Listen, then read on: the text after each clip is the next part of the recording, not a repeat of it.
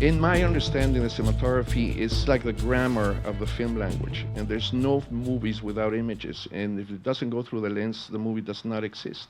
The industry and even the unions, have placed it as a almost as a technical aspect.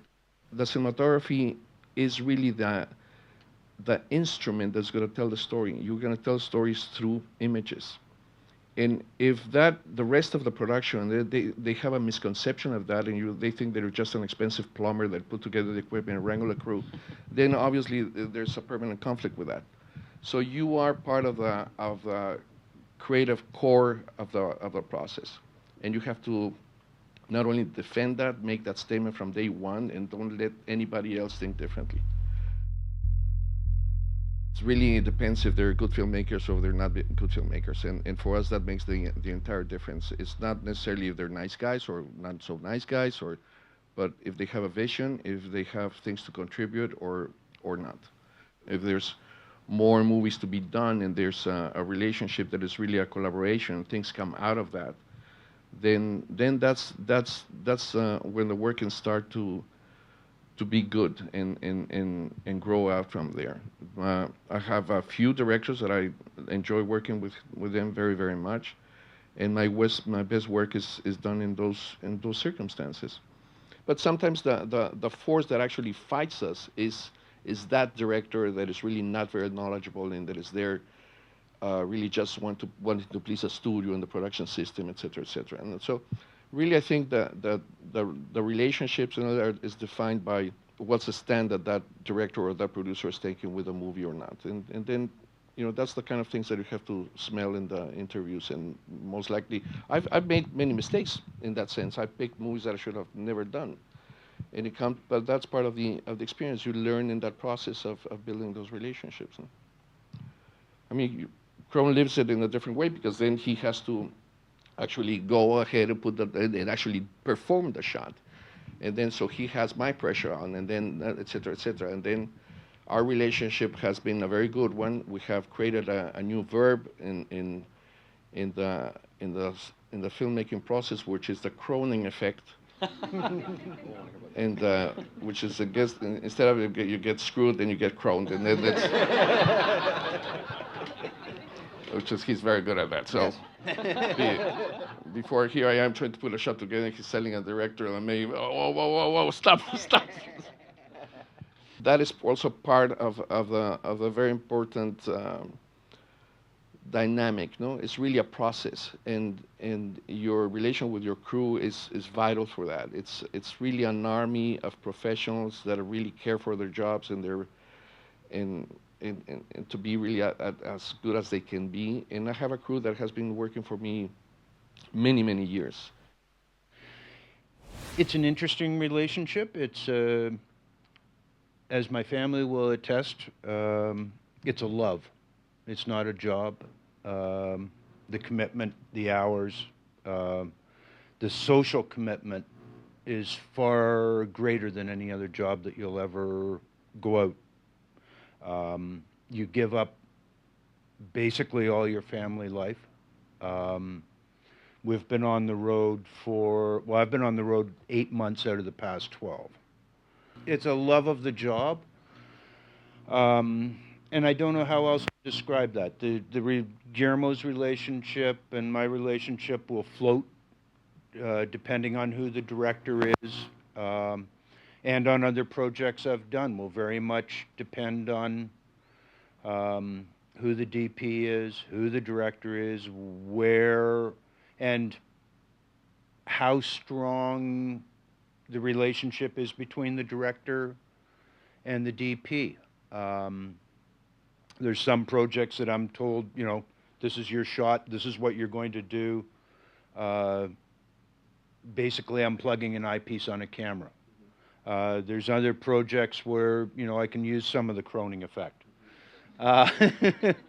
And it very much depends. I worked 11 projects with Frankenheimer as a director, and we went through numerous DPs. He could never employ me as a DP because he would lose me as an operator, was his reason for never wanting to upgrade me to be his DP. But there was a whole shorthand within that. Uh, and he employed younger directors of photography that, we could guide through as to what his vision was, um, and the way that he wanted to make films. It's not a set formula. There is no really to answer your question, no, there is no set formula. We take it that any form of narrative and storytelling has the same problems and has the same stages of work, even if it's a 30-second film to a feature film. I don't believe in pre-cooking the scene to that point. See, I believe in that there is an interactivity when you have real actors to block a scene and have that space and that interaction to grow. And so we have to, even though we have a very strong plan of how the look of the movie is going to be, that this, etc., all that formal structure, but then we also have to be very sensitive to how the drama is really playing in the room, and then the shots have to be also open to adapt to that. But when the real drama takes place, the because the cinematography is the language of that, you have to find the pieces to tell it. And that is an accumulation of shots that are going to be adding up and building up for that to be. Is your process different on smaller, lower budget personal films as opposed to some of the major studio productions you've done? In one, you have more money, but it's not necessarily money that it's for you to use. That is the illusion. But you don't process differently depending on your budget, and you really process differently depending on the quality of the filmmakers that are there. I've done very big movies where the filmmaker, the director is really somebody that is there because the studio can control him. So normally they don't know much. I've done movies that are better looking in a low budget than mega big movies. I did a movie that's called The Devil's Backbone that I recommend to see. It's one of the best ones I've done. And we did that movie for $6 million. It was ridiculously low, and it's one of my best works. It has to do with what I just talked about, that the concept was clear from the beginning. So it was a very, very clear bet where to go, what decisions to take, what kind of look it was. Perfectly achievable with the resources we had. I think it also depends a lot. Storyboards. Well, that's have become the storyboard is the worst enemy. Is the worst enemy of filmmaking. You heard it here, folks. But I mean, you have to look at the other side and say Hitchcock storyboarded every shot he ever did. So it's a but that's different because exactly that is the vision of a creator doing things.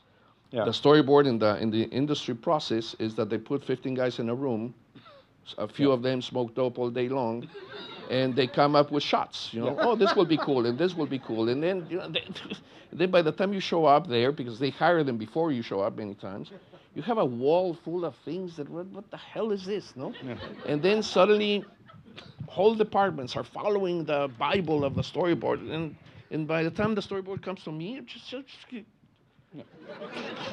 it away. It's completely on your way. And that's part of what I'm saying, that you cannot show up with a tight jacket and say this is. I mean, you can show it up like that when you know what you have to execute. But part of the beauty of this work is that the creative process is happening in front of you, and it evolves there. It's really like a river going by before you. And then it's not that you have to there only to capture it, but to put it together and to create it from scratch. Now the storyboards, as if it was not enough, has now become previs, which is a highly elaborate visual effects process where it's in the hands of the visual effects departments, which are the cookiest departments in the film industry, and then they now do moving storyboards. So now on top of it, they design shots. Okay, not so much. and that gets, so if a filmmaker is a true filmmaker and is completely behind doing the previs and the storyboards, fine. Because then that shows that there's vision, that they know what the axis is. I mean, that's the other thing. Each time I see a storyboard on previs, The access is all over the place. The only thing I'm religious about in this life is the access. And because we watch a movie in a flat screen, and regardless it's 3D or not, and the world goes left to right and right to left. Imagine in a shot, that happens in every moment. The actor moves like that. You have to do this because the look has to continue being left to right. It's a symphony of problems, and rarely somebody in the set understands it to the detail where are protected. I'm probably one of the few that don't fight with the script supervisors because normally they're the ones also that know that. And I've been in movies where the director says, "Well, I cross the line all the time in my movies." Well, that means like if you read and if everything is completely misspelled, you're fine with that. Bottom line, you have to know what you're doing to start. And you have to know it very well. And there's very few opportunities. It's very difficult to be and to have the ability to be doing a movie and finding out on the day what the hell is going on. You have to be very well prepared. And you have to understand. You mean I have to learn something? Yeah. Oh, okay. But you know more than you think. That's what's Where nice the about honey this wagon one. is in craft service. No, Got her down. What is nice about this one is that he knows more than he thinks he knows, because he's very intuitive. And then we don't have to explain so much. Then I just have to tell him, okay, no, just close the lens. Don't screw me with this. CGI became now a permanent new member of the family in the work. So it's not the important thing is to include him as one more and not as something very complicated and very difficult to understand, which is what the visual effects group wants to keep as very important and undecodable and etc. It's something actually very simple, and it has to be understood how it's going to perform, and then you just have to include it and make believe that it's there. And there are many things that you have to follow to keep them alive in the frame. I have consulted for several animated movies for DreamWorks, and it comes down to that exact problem. My role in the animated movies that I've done is that in the pipeline of animation through decades has been making drawings and animating, right? So you make it here, you make another drawing where he's a little bit like that, and then you make another one there, and then once you have 32 drawings, you have a split second of a movement, and they master that. And they're great at it, and et cetera, et cetera. But that was always an outside perspective into the drawing, right, if you think about it. Now the software is so elaborate that you have a virtual set and you have a virtual camera. So actually now they can move a camera, and that is completely against the pipeline they have built in. So my job there consulting is teaching them film language. What is you can actually, okay, now you're in a set, you're in a room like that, and you point the camera, and in the monitor you see that is, a fountain, and this and that, and that's all the virtual set that is in the computer. And you have to build the set, the shots. And they have no idea how to build a shot. There was no need to build shots before. Before it was a matter of drawing. And that has changed drastically the animation process. And again, now it becomes a filmmaker problem, you see. Not only is no longer a studio deciding the workload of animators and people drawing. So now they have the problem of, now they have to deal with filmmakers again. And so my role there is a little bit of consulting in film language and have the meaning of the camera moving and because, for instance, the whole world is divided, and the lighting is done by the art department in the animation, and the moving of the camera is done by another department that's called layout, that is part of the storyboard world. So they're completely disconnected. So the first thing that I was trying to do is build those bridges between those two departments, because you cannot do cinematography without light, and you cannot do it without moving the camera, but it's very stiff, the process. So that's the only thing that I have, experimented with a full CGI world. Well, it's a whole thing that is coming at us, and I lead a crusade against digital. Against digital? Yeah, Mhm. and I pursue that to extremes. I mean, I have said no to movies that they come with a proposal of that Do to you do that a point. digital intermediate on your films? Well, that's different. But That's he's talking about how we capture the the medium, the image. initial Yeah. medium, yeah. I do digital intermediate in all of my movies, but that's a different process. Do you don't find advantages color-wise with In that process? capturing, I find tremendous disadvantages because the image is as good as the equipment is. So there are movies that are ugly in 35 millimeter film. And it is a result of your decisions, if it's good, great, or not so good or terrible. In digital, it's always going to be good enough, as good as the camera is. So if you do a movie with a red, well, it could be okay, but if you do a Lexus, a little better. So then it's no longer you doing it. See, your work is just feeding the needs of this incredible hungry beast that is the digital camera that needs more this, that needs more that, and da. So you're there working for the equipment, as opposed to the equipment should be working for you. See, in the moment that film runs, and the camera is running, and the slate is taken, everybody buttons up and they're doing a shot. The actors, the director is watching, the dolly grip is attentive to his marks, the operator is moving the camera where it needs to be, etc., etc. And digital, since there's no film running, it's just data and zeros and ones moving like crazy. Here goes the shot. No, no, stop. Here comes to one. They never cut. So there's never the rigorous moment of doing a shot. And the moment that you lose that in a set, you lose everything.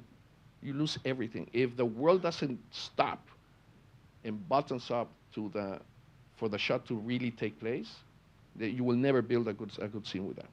And digital creates that sense of it doesn't matter. It doesn't matter. You're not wasting film. You can erase it and put it back in. My guess is that's almost a losing battle. I'm guessing the studios are really pushing more for the financial advantages that they are seeing in Well, digital. I think that is not a financial advantage. What you save in the process of doing it, you spend it in post production much more. It's absurd, and this is what it is. It's not. It's really a process where they have more control over you, and they want, and that's the thing. They can guarantee that things are going to be one way, the way they want. The studio has this pretension that they are the movies, they make the movies. You know, they introduce themselves and, hey, I did the Lord of the Rings. Really? Okay. It's a very close relationship. I mean, if I don't have a set to light, I mean, or a costume, or it applies to the costume design as well. All the visuals of the movie are going to end in my lab. And so the relation with them is very, very important. And unfortunately, the departments, and the bigger the movie is, the more independent they are, and they're more on their own, set of problems they are. And sometimes we end in contradictions. And the relation with the art department sometimes is the best possible, and sometimes is the worst possible. I've worked with designers where what they want is to show the set and present the set. Yeah, but we have to shoot something here. No? I've been in situations where, here we are, we see the model, it's great, and then I show up in the set and it's built all the way to the top of the set and all the way to the end of the, so where it's unlightable, right? And you actually have to go there and cook it in a way, and then there was a time where I had to go to the producer and say, well, unless you manage to put Ari and Mal Richardson as part of product placement, they said, there's no way to light it. And that is bad. That can be very bad. I mean, instead of shooting the scene, sell tickets and bring schools to visit the set, because really the set doesn't work for the movie, but it's already built. And that many times has to do with how the scheduling is. I mean, the production designer is hired many times, sometimes 10 weeks or 12 weeks before they even considering the cinematographer. So, by the time you show up, there's a lot of that is already designed, even built. It's very dangerous, and I've done great work with designers that are very in touch with the needs of the cinematography. They understand what is that has to play there. They understand that light sources are as important as their walls and their chairs, et cetera, et cetera. There are others that they don't. Others come from a strictly school of architecture, and here's the great staircase that comes to this. So it's a love and hate relationship. In this movie that I just did, actually, I had a very good relation with the production design. Can I ask you quickly, since we have a lot of makeup students here, I know you've shot your share of specialized makeups. Yeah. And has that presented any, I'd just like to know your thoughts about that as far as the challenges or problems that you've had to solve specifically with all that foam rubber. Well, fortunately, I do a lot of movies with a director that is Guillermo del Toro that says that if there's not a monster in the call sheet, he won't show up. And so I have to deal with a lot of plastic and latex, right? Yeah. And it lights differently than flesh. Yes. Yeah, and from one brand to another one, and it's very complicated. Not only that, by the time you have the actor in, because the actor has been in the chair 4 hours, so he comes in grumpy, not helpful. And everything is the added-on factor of the makeup trailer. And the two movies of Hellboy is probably the more makeup-intensive movies that I've done, where many characters are in suits and this, and it's probably the hardest thing to do. I would say it's much harder than any CGI thing to deal with, because those things are there, and nothing's gonna help it. It's just especially impressing live actors next to people in suits, and you've managed to make them all look great in the same frame. I mean, that's a real trick. Yeah, I really don't know what I do. But you try to build a good relationship with them, and if the actor is smart, he wants to be in very good terms with you too. And you have that power too. So I mean, they have to hit their marks. They have to understand where the light is. They have to understand the proportion, the frame they take. And many they never learn that. Maybe many for them, they feel that they're on stage and everywhere they go and it's fine, and it's not. I mean, I tell them your stage is the frame. And if you move a little bit more this and you move like that and you block the other one, then you're not doing it. So we've struggled with that. I mean, to a point where Crone, instead of having a set of sticks where the camera is fixed, has to put a little slider to be compensating what the actor is not doing right, for instance. So you have to cater a lot to that moment, but also the actor has to understand that part of his job is meet the challenges that play with the camera. So I make jokes of asking for 4-inch nails to nail them to the ground, or bring a couple of sandbags so they hit their mark, but it's hard. And then there are actors that are very, very difficult that won't do a second take or don't do this and that. It's a whole game there. I worked I was well, not an assistant, but it's sort of an apprentice of a cinematographer in France that is originally from Argentina called Aronovich. That was my school. So my interaction with him and the way he worked became that. So he was my biggest influence. And then because that put me living in Europe for some years, etc. Then the influence of the European cinematography was very, very strong. So, basically Storaro and the Italians were very important in my wanting to be like them. I have good relationship with other cinematographers of my time, of my generation, that are extremely good, that I admire, and I love what they do, and I learn from them. I look up to them. I guess I've been fortunate, or more fortunate than Guillermo in that regard, because I've been able to work with a lot of directors of photography. And every person brings something different to the table. And that's what's great about my job. Some people consider it one of the best jobs on the set. You get some creative input, and you get to work with a lot of people. And that's fabulous, where Guillermo can't work with any other cinematographers.